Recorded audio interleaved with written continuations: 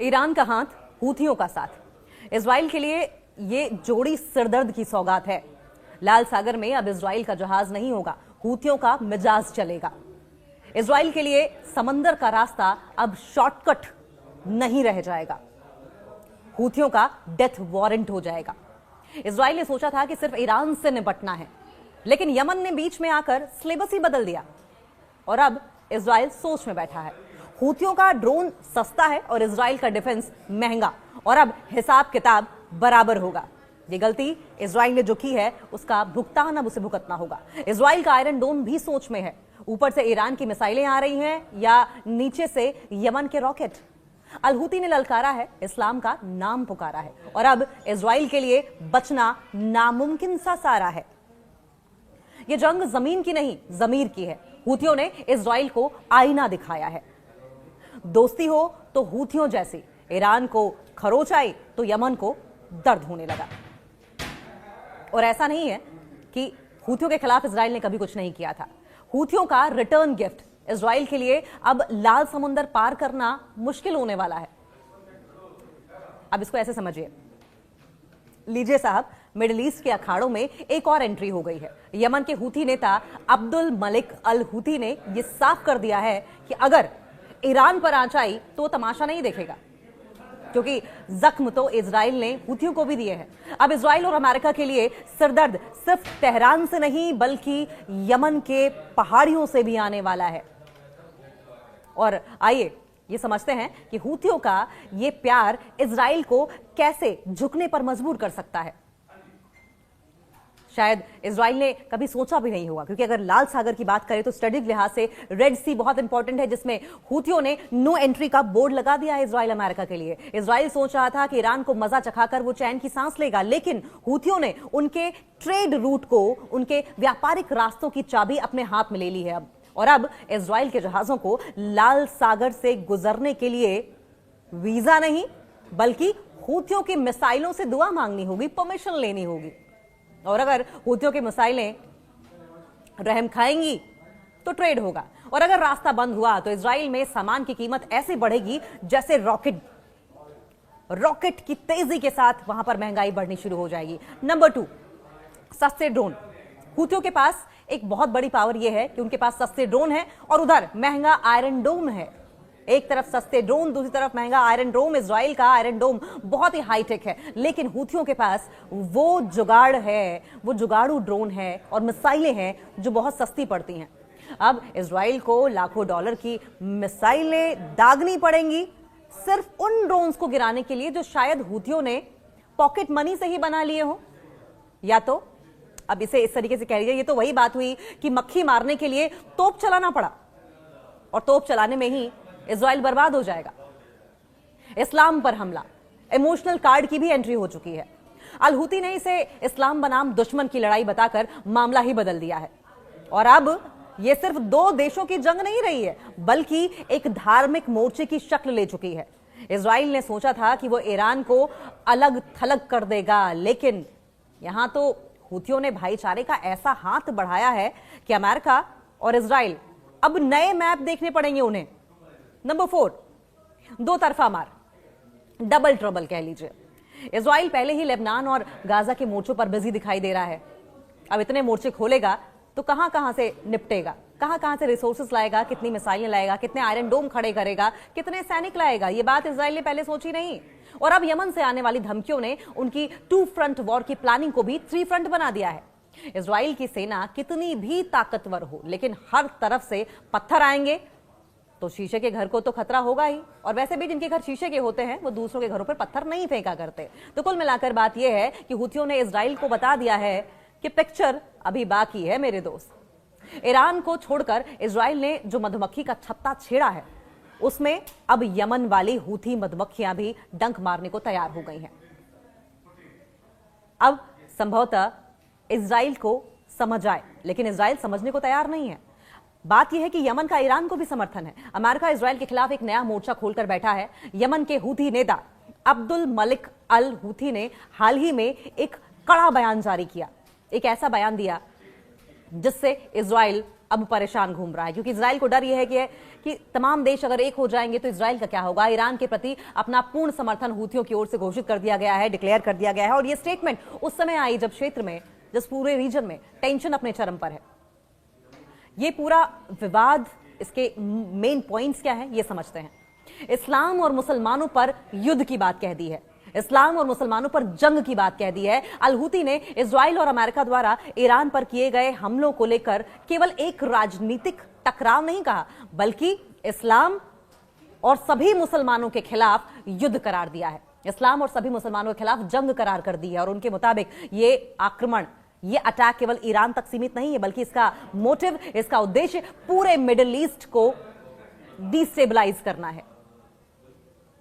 Number 2, हूथियों की अगर भूमिका की बात करें, तैयारी की बात करें, तो हूथी नेता ने साफ साफ कह दिया है कि उनका संगठन, उनकी ऑर्गेनाइजेशन ईरान और वहां की जनता के साथ कंधे से कंधा मिलाकर चलेगी, कंधे से कंधा मिलाकर खड़ी है। उन्होंने ये वार्निंग दी है कि वे किसी भी स्थिति में और विकास के लिए पूरी तरीके से तैयार है। किसी भी तरह का डेवलपमेंट होगा, किसी भी तरह की सिचुएशन आएगी, हूथीज इजराइल से मुकाबला करने के लिए तैयार हैं। इसका सीधा मतलब यह है कि हूथी ग्रुप्स आने वाले समय में इजरायली या फिर अमेरिकी हितों के खिलाफ सैन्य कार्रवाई तेज कर सकता है, यानी खुलकर हूथी इजराइल के खिलाफ सामने आ सकते हैं। लेकिन इस टेंशन की अगर बैकग्राउंड की बात करें तो 28 फरवरी की घटना, जब टेंशन बढ़ी थी, जब 28 फरवरी को इजराइल और अमेरिका ने ईरान पर एक जॉइंट अटैक किया था, एक साथ मिलकर इन्होंने अटैक किया था। ईरानी अधिकारियों के दावे के मुताबिक इस हमले में लगभग 1300 लोग मारे गए थे, 10,000 से ज्यादा लोग घायल हुए थे। और सिर्फ इतना ही नहीं, इसी के जवाब में बाद में ईरान ने उन गल्फ कंट्रीज, उन खाड़ी देशों इराक और इजराइल पर ड्रोन और मिसाइल से अटैक किए जहां पर अमेरिकी मिलिट्री बेसेस हैं, जहां पर अमेरिकी सैन्य ठिकाने हैं। नंबर 4, इसका प्रभाव क्या होगा? देखिए, क्षेत्रीय युद्ध का खतरा बढ़ जाएगा, रीजनल क्लैशेस बढ़ेंगे। हूथियों के इस खुले समर्थन से लाल सागर यानी कि रेड सी और आसपास के समुद्री इलाके की अगर बात करें, आसपास के समुद्री व्यापार मार्गों पर खतरा बढ़ सकता है।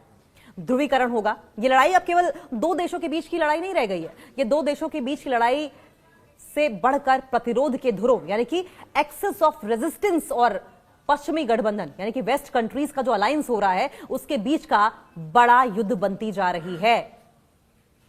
अब्दुल मलिक अल हूती का ये कड़ा रुख ये दिखाता है कि यमन का हूती आंदोलन अब ईरान के समर्थन में किसी भी हद तक जाने को तैयार है, जिससे आने वाले दिनों में इजराइल और इजराइल के साथ साथ अमेरिका के लिए चैलेंजेस, कठिन चुनौतियां और बढ़ सकती हैं। ईरान ने कैसे किया दुनिया के सबसे पावरफुल फाइटर जेट F-35 का शिकार? F-35 5th generation fighter plane. समझिए दुनिया के लिए क्यों यह बड़ी बात है। ईरान ने यह दावा किया है कि उसने अमेरिकी F-35 फाइटर जेट को अपने एयर स्पेस में निशाना बनाया है। F-35 को दुनिया का सबसे एडवांस, ताकतवर फाइटर जेट माना जाता है। और सिर्फ इतना ही नहीं, ईरान ने यह भी दावा किया है कि उसने दुनिया के सबसे ताकतवर माने जाने वाले लड़ाकू विमान F-35 पर अटैक किया। न सिर्फ अटैक किया, हवा में स्पॉट किया और उसे निगेट कर दिया।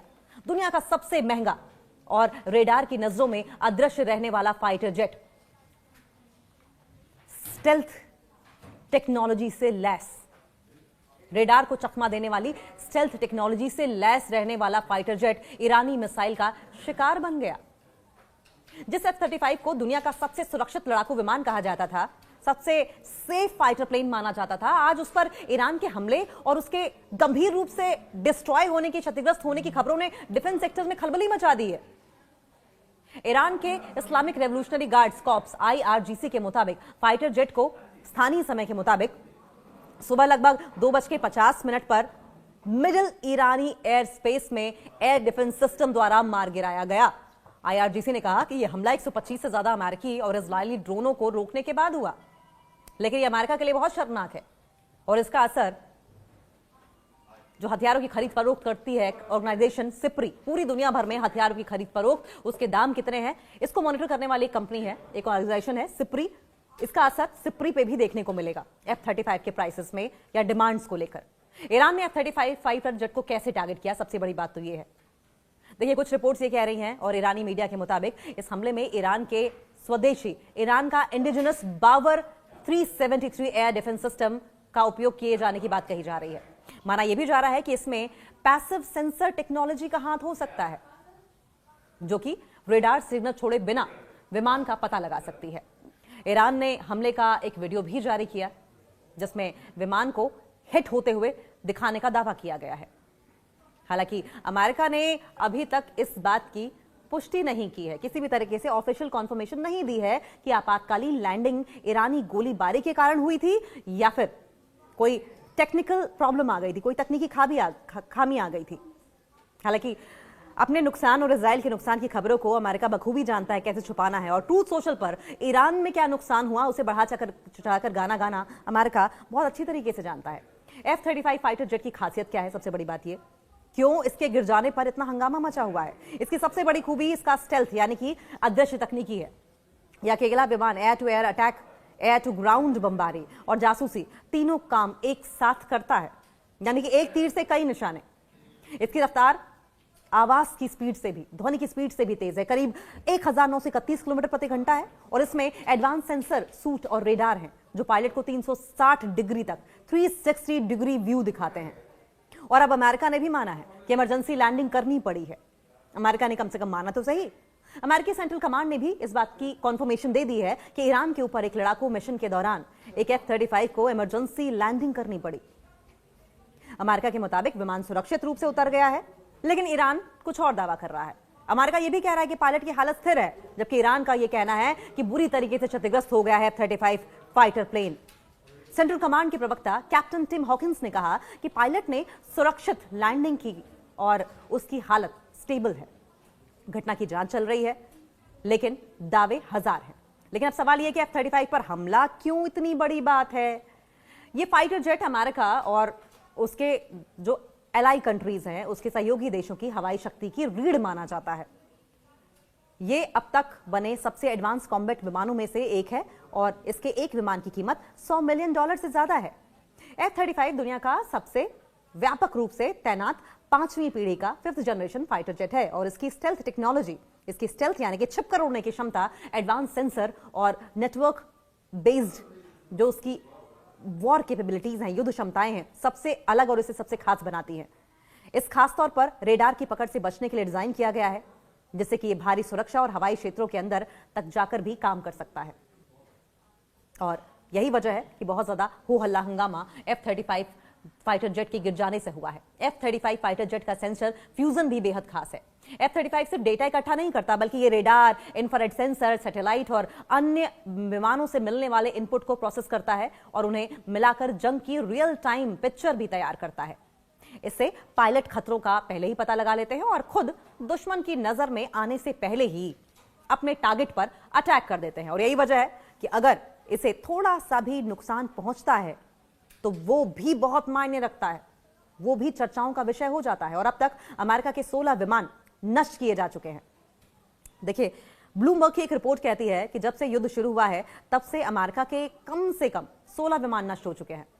इनमें कई MQ-9 रीपर ड्रोन भी शामिल हैं, जिन्हें ईरान के डिफेंस सिस्टम ने मार गिराया है। इन ड्रोन्स को इस तरह से डिजाइन किया गया है, अगर ये नष्ट भी हो जाएं तो ज्यादा नुकसान ना हो, और इसलिए इन्हें अक्सर बहुत ज्यादा जोखिम वाले मिशनों में इस्तेमाल किया जाता है। और यही वजह है कि आज पूरी दुनिया हतप्रभ है कि ईरान ने इतनी आसानी से अमेरिका का महाअस्त्र, ब्रह्मास्त्र कह लीजिए, कैसे मार गिराया।